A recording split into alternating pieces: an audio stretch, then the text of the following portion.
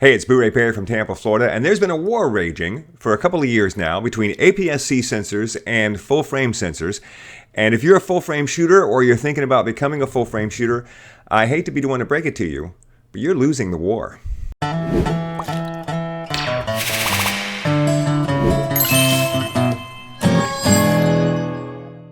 Before we get started, don't forget to check out my podcast. It's called Photobomb, and it's available anywhere that podcasts are found. We've been doing it for about 5 years now, and it's pretty much like going to lunch with a couple of friends who are photographers and talking about photography stuff and life and everything else. It's funny, and you will enjoy it, I promise, so be sure and check it out. Also, join my group on Facebook. It's called Pro Photo Talk with Booray Perry. Great community there. And follow me on Instagram, Booray Perry, because I post examples of my work there, but I also just post a lot of funny stuff, so it's fun to have me in your feed. Okay, so I know that I'm going to tick some people off. I know my full-frame friends are going to be coming after me and talking about how can you dare possibly say that APS-C is better than full-frame? Well, because it is. Okay, listen, better is subjective. Right? When you say this thing is better than that thing, you can always find something about that thing that's actually better than this thing. And then you say, see, this thing is not better because it doesn't do this thing over here. Yeah. But if you're going to come out and say one is better than the other, you have to consider all the variables. And there will always be a place for people who shoot full frame. But your time is coming to an end, ladies and gentlemen. Sorry. But it is. All right, so let's just examine some of the factors that go into full frame versus APS-C, some of the things that have held APS-C back over the years, and let's really take a look at these two sensors and see which one's really the better choice at this point in time, and more importantly, which one is the better choice in the future. Coffee good. All right. I feel like there's always been two things that have held back APS-C sensors from the glory that is the full-frame sensor. And let me just tell you right off the bat, I shot full-frame for 10 years. I was a Canon shooter for 10 years, and I shot full-frame, and now I am a Fuji shooter. I switched to Fuji 3 years ago. I switched to Fuji, and I'm happy as could be. So I have experience with both of these types of sensors. And there's been two things that have always held back APS-C versus full frame. The first one is easily solvable, and that's lens selection. Most of the major manufacturers, the Canons, the Nikons, they have built up a body of lenses for full frame cameras, because before they were doing full frame DSLRs, they were doing film cameras, and film cameras use 35 millimeter film, and full frame cameras use a sensor that is the same size as a piece of 35 millimeter film, so it's the same lenses, right? Problem solved. That's why we have full frame. That's why it's called full frame. It's because it's the same size as a piece of 35 millimeter film. So the camera manufacturers had all of these great lenses just sitting there ready to go. And over time, they have refreshed them and put in new ones, etc., etc. That was a problem for the crop sensor, for the APS-C user. But it's not anymore. Sure, there are some brands, that are lagging behind on the APS-C front. But if you look at Canon, if you look at Nikon, especially if you look at Sony, you're going to see that they are hard charging into the APS-C market. They are adding APS-C lenses. They are adding APS-C cameras all the time. Why do you think they're doing that? You think they're doing it because they can't sell APS-C cameras? You think they're doing it because they think APS-C is a dying market? No. They're doing it because they know. They got their little crystal ball out and they're rubbing it. And they're saying, yeah, APS-C is the future. And I'm going to tell you, APS-C is actually here now. The future is here now. Welcome to it. APS-C is here.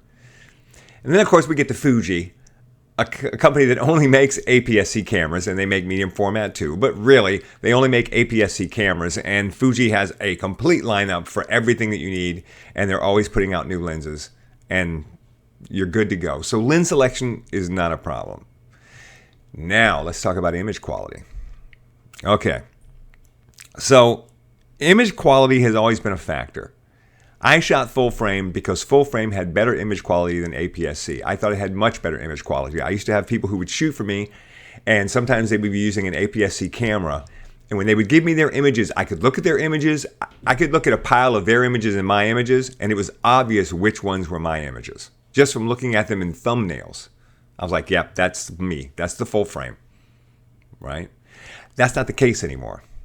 I have a friend of mine who shoots full frame, always has, recently got a APS-C as a backup camera and took it, I think he took it on vacation.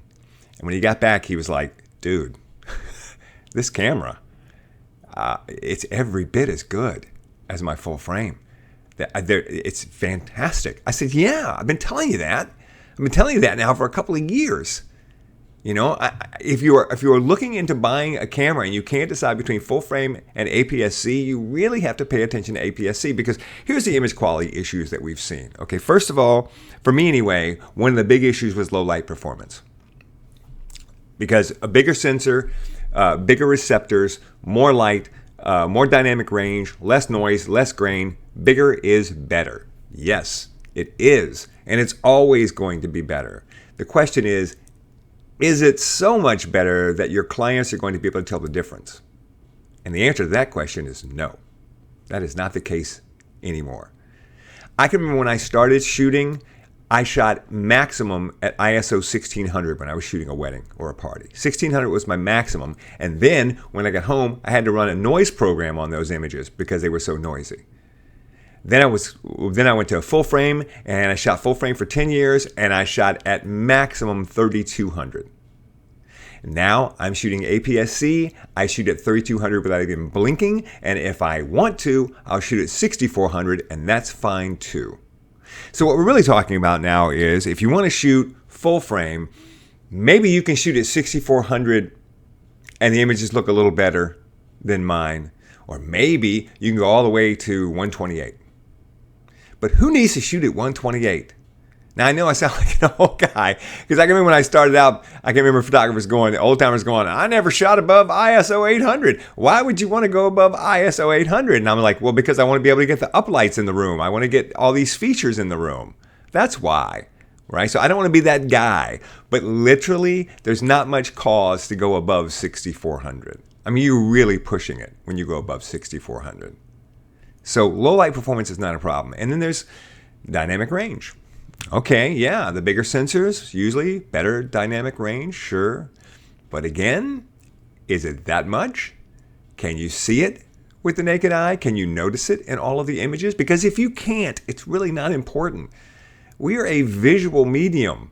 We are creating images that people look at. If you can't see the difference, it doesn't exist. Oh, it may be there, but it really doesn't exist. If you can make that cake with artificial sweetener and I can't tell the difference, then it doesn't matter that you've got artificial sweetener in the cake, except, of course, for the cancer. But that aside, the APS-C camera is not going to give you cancer. So that's not really a problem. Low light and dynamic range, really not a problem. And, of course, there's also the fact that because the software is getting better, you can recover just about anything. You recover so much in the shadows now after the fact. You know, so dynamic range, really not a problem anymore. So those are the two main reasons that you wanted to stay with full frame or go with full frame when you were looking to buy a camera, right? Now, there were a couple of reasons why you wanted to go with APS-C. Number one among them is going to be price. APS-C is cheaper than full frame. It's less expensive than full frame. And that's still the case today. If you go and price out like a Canon R6 and a 24-70 f2.8 lens, which is your standard go-to walk-around lens for most photographers, and then you price out the Fuji X-H2, which is the very best camera that Fuji makes, and their 16 to 55 millimeter lens, which is the same as a 24-70 f2.8, the difference in price is $800. $800.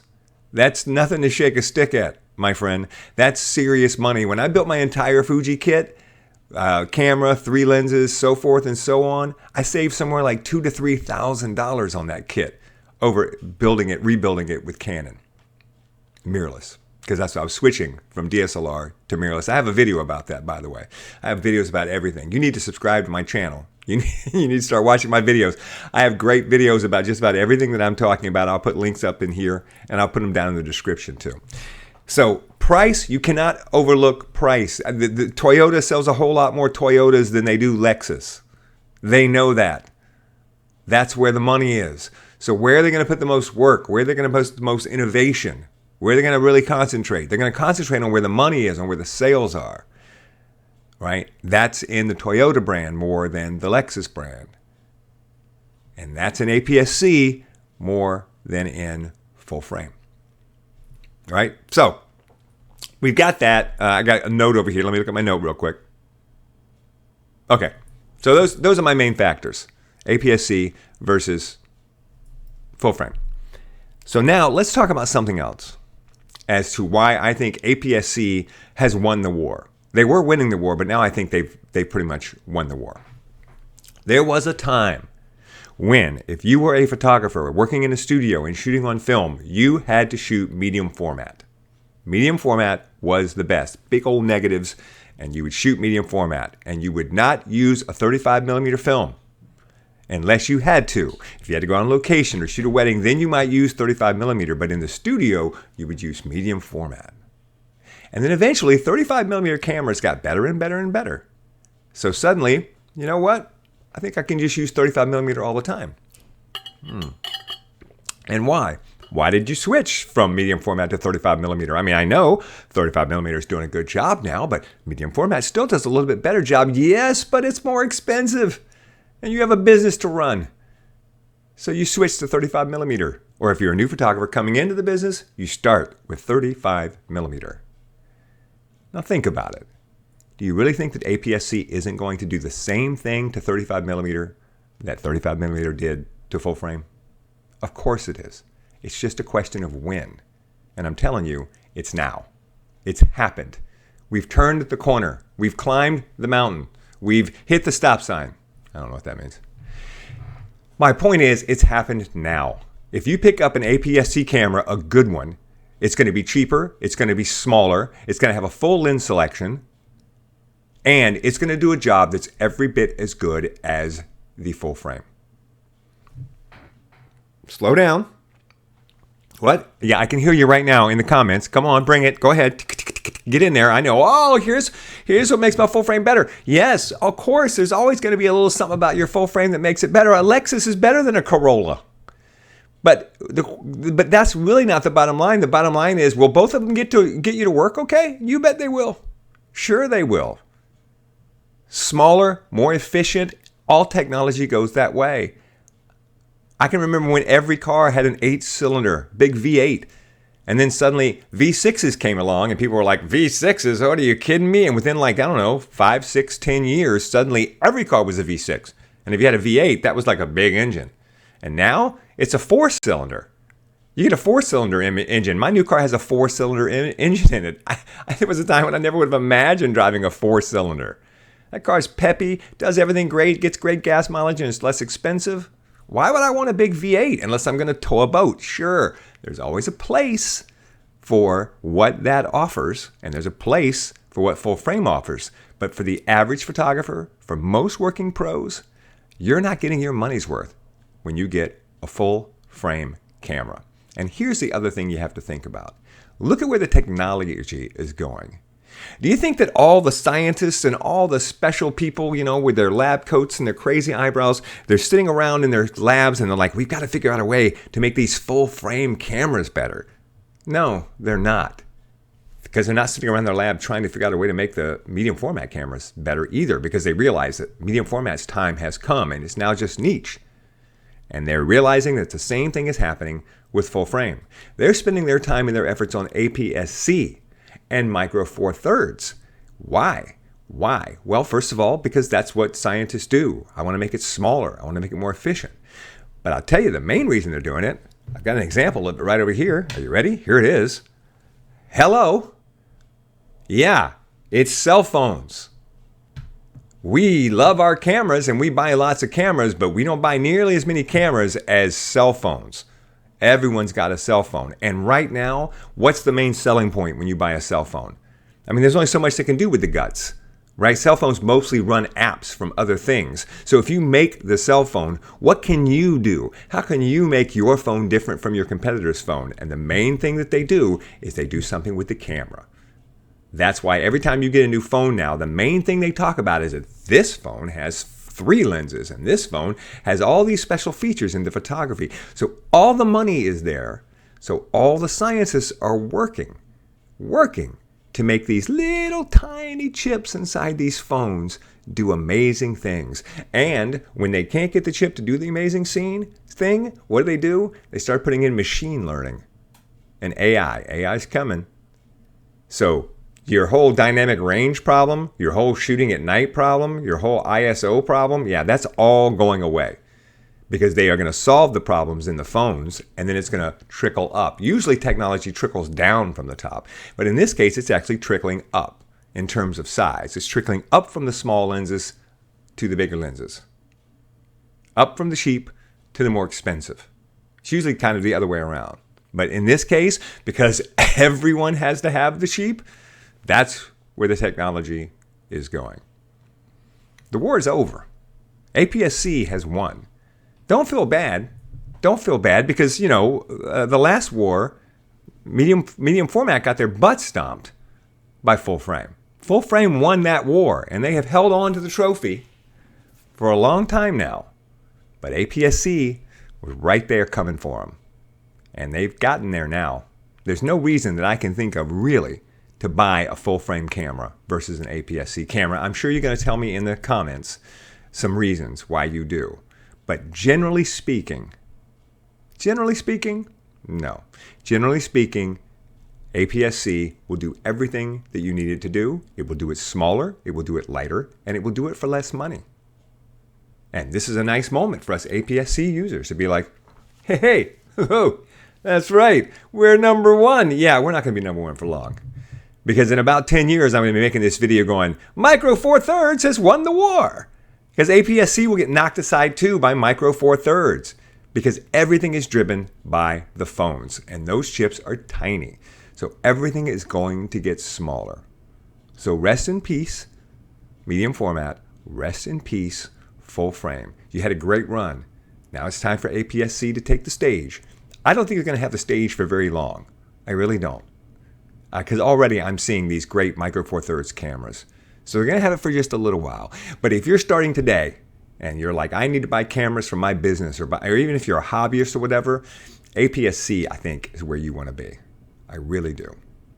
All right, thanks for watching. Leave me some comments, give me a subscription, give me a like. I carry all kinds of gear, professional gear, and of course, all of my travel gear. I have a lot of videos on my channel about the Fuji X100V, and so I have all of my videos also have all the stuff that I carry, all the accessories that I carry, and so forth and so on. And it's all in the description. Just click on the link that takes you to my gear page, and if you go there and you look at my gear, on Amazon, you go, oh, I like this, and you buy something, then I get a couple of dollars, and it helps me to keep this channel alive, because right now while I'm making this video and editing this video, I'm not out earning a living, which is what I should be doing. So, with my APS-C camera. So give me the like, give me the subscribe, check out my gear page, and I'll see you in the next video. Thanks for watching.